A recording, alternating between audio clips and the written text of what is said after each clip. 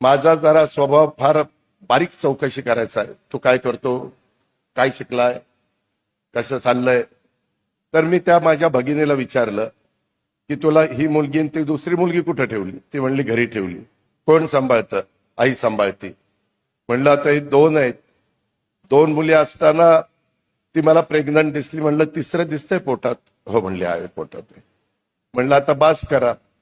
म्हणले किती झाले. नाही म्हणले पहिले 3 मुली आणि 1 मुलगा आहे ना, आता ही चौथं काय होईल माहिती नाही. आता तुम्ही मला सांगा, जर वर्ण ब्रह्मदेव आला तरी देखील असं लोकसंख्या वाढीचा कार्यक्रम आपण व्यवस्थितपणे पार पाडायचं ठरवलं तर तुम्ही पण सरकारमध्ये प्रमुख झाला तर ते अशक्य गोष्ट आहे. जरा प्रत्येकाने आपापल्या स्तरावर काळजी घेतली पाहिजे.